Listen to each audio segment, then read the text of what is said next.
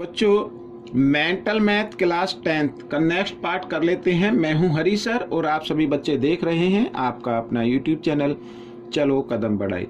और जो बच्चे हिंदी मीडियम में पढ़ते हैं उनके लिए अलग से चैनल है जिसका नाम है मैथ्स विद हरी सर। इस सीरीज में हम करें chapter number 10 area related to circle. आइए क्वेश्चन नंबर 34 क्या कहता है कर लेते हैं। देखिए क्वेश्चन नंबर 34 मैं आपको बुक्स के अंदर ही दिखाऊंगा, ये रहा आपके सामने, ठीक है। कुल मिला के यहाँ पर ये हेक्सागन बना, रेगुलर हेक्सागन जिसकी सभी साइड इक्वल होती है उसे बोलते हैं।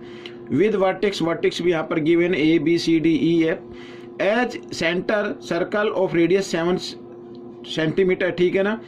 यहाँ पर and are drawn as shown figure, यहाँ पर फिगर में जैसा दिखाया गया। Find the area of shaded portion, shaded portion का करना है। ये जो आप देख रहे हैं ना ब्लैक सा, ये वाला करना है। अब सबसे पहले यहाँ पर ये देख रहे हैं तो ये आता है सेक्टर, एरिया ऑफ सेक्टर निकालना है आपको। तो एरिया ऑफ सेक्टर मैं आपको इधर ये इस पेज पर करके दिखाता हूँ, ठीक है। इधर एरिया ऑफ सेक्टर फॉर्मूला होता है, देखो area of sector, area of sector का फॉर्मूला होता है θ/360 और पाई आर स्क्वायर, ठीक है। और ये फॉर्मूला होता है। लेकिन यहाँ पर जो ये बने हुए हैं 1 2 3 4 5 6 बने हुए हैं, अगर हम इसको 6 से क्या कर दे, मल्टीप्लाई कर दे तो ये आपका आंसर आ जाएगा, ठीक है ना। और ये जो है ना एरिया ऑफ सेक्टर ये शेडिड पोर्शन में ही है, ठीक है। क्या शेडिड पोर्शन में ही ये सेक्टर बना हुआ है, तो 6 से आप इसको क्या कर दें, मल्टीप्लाई कर दें। लेकिन अब क्वेश्चन आता है कि थीटा की जगह क्या लेना है। अब बच्चों क्योंकि रेगुलर हेक्सागन है, क्या है, रेगुलर हेक्सागन है, हेक्सागन में 6 साइड होती है, तो इनका पहले आप सम निकाल लीजिए कि इनके सभी एंगल का सम क्या होता है। तो फॉर्मूला क्या होता है 6 - 2 इस तरीके से और इंटू 180, ये फॉर्मूला होता है। इस फॉर्मूले से सम ऑफ पॉलीगॉन आ जाता है। तो 6 में से 2 माइनस करेंगे तो 4 आ जाएगा और इसको क्या कर देना, 180 से मल्टीप्लाई कर देना। तो 84 जो होता है 72 और यहाँ पे 0 तो 720 आ गया। लेकिन क्योंकि इसमें एंगल कितने बने हुए हैं, एंगल तो 6 है, तो इसको 6 से डिवाइड कर दे तो ईच सेक्टर का एंगल आ जाएगा। या फिर आप एक काम करें सबके जो थीटा ना उसकी जगह 720 रख दे, ठीक है ना। तो ये किसका है, 6 का है बच्चों। या फिर आप 1 से कर ले तो फिर 6 से मल्टीप्लाई करना पड़ेगा ये, तो आइए 1 से ही कर लेते हैं।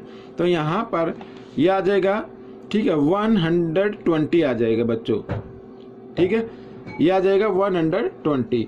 तो आइए अब हम कर लेते हैं बच्चों यहाँ पर ये देख रहे हैं ना आप, तो इसको हम कर लेते हैं।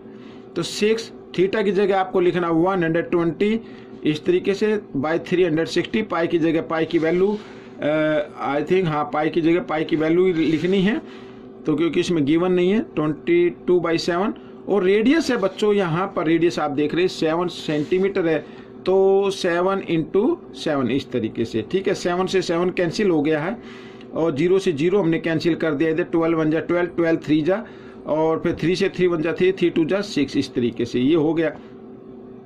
अब 22 7 जा होता है बच्चों, इधर 2 आ गया और ये होता है 154, ठीक है। आइए 2 से इसको कर देते हैं मल्टीप्लाई, तो 2 4 जा 8, 2 5 जा 10 की 0 कैरी 1, 2 1 जा 2 और 1 3, तो 308 सेंटीमीटर स्क्वायर आ गया बच्चों। ये आपका आंसर आ गया है इस फिगर का। ये जो आप देख रहे हैं ना, ये फिगर देख रहे हैं, इस फिगर का एरिया आपके सामने आ गया। दिखने में बहुत बड़ा लग रहा था लेकिन बहुत ही आसान है, तो इस तरीके से आप इसको कर सकते हैं। अब हम करेंगे क्वेश्चन नंबर 35 जो मैंने पहले से लिख के रखा हुआ है। तो आइए इस बुक्स को मैं हटा देता हूँ अलग से और ये रहा आपके सामने क्वेश्चन नंबर 35 की, ठीक है ना। ये थोड़ा सा पेज थोड़ा सा मोड़ दिया बच्चे ने, तो कोई दिक्कत नहीं, आप इसको थोड़ा इग्नोर करें। ये आप देख रहे हैं एरिया ऑफ शेडेड पोर्शन का हमें निकालना है एरिया, ठीक है, क्या होगा। और देख रहे हैं ABC एक राइट एंगल ट्रायंगल है, ठीक है, और radius 4 centimetre each as shown figure यहाँ पर ड्रॉन किए गए हैं। ये रेडियस से ये सेक्टर बने हुए हैं, ठीक है।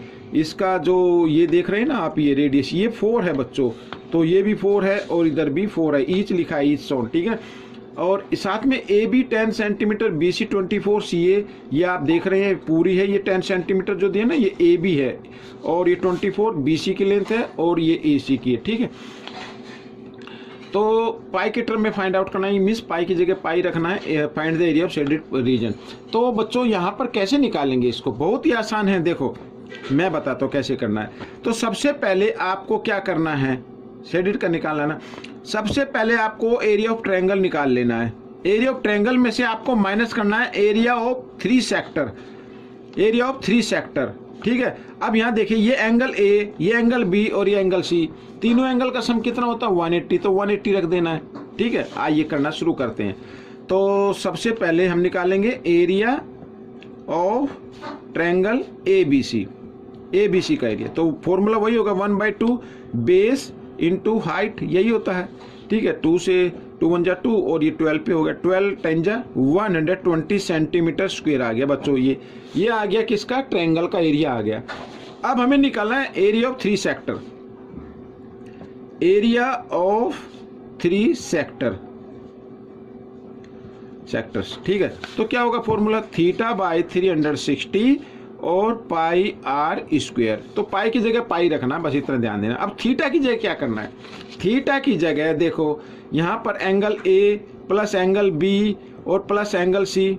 भाई एंगल तो इसमें गिवन नहीं है, लेकिन हमें ये तो मालूम है ना, ये तो हमें मालूम है कि 3 एंगल का सम क्या होता है 180 होता है, ठीक है। तो इसके बाद 360 लिखेंगे इस तरीके से और इंटू पाई आर स्क्वायर, ठीक है, ऐसे।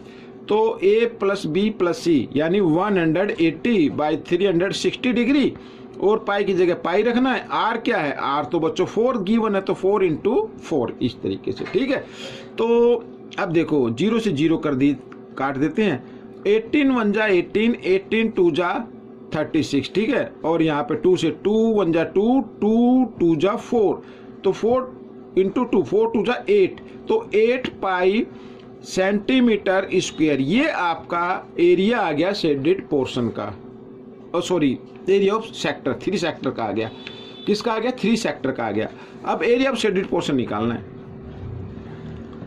एरिया ऑफ शेडेड पोर्शन,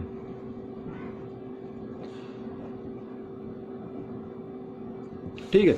तो क्या मैंने क्या बताया था, ट्रायंगल का एरिया में से, ट्रायंगल का एरिया क्या है 120, इस एरिया में से आपको माइनस कर देना है एरिया ऑफ 3 सेक्टर। 3 सेक्टर का एरिया क्या है 8 पाई आया है, ठीक है। इसको अब माइनस करें तो कैसे करें, माइनस तो होगा नहीं, तो आप इसी को आंसर ले लीजिए, ठीक है। तो यहाँ पर लिख दीजिए 120 डिग्री माइनस, सॉरी डिग्री नहीं है ये सेंटीमीटर है, तो डिग्री नहीं है, डिग्री को हम हटा देते हैं, डिग्री मैंने गलती से समझ लिया है, तो ये डिग्री नहीं है बच्चों, ठीक है। मैं इसको अलग से लिख देता हूँ, ये डिग्री नहीं है।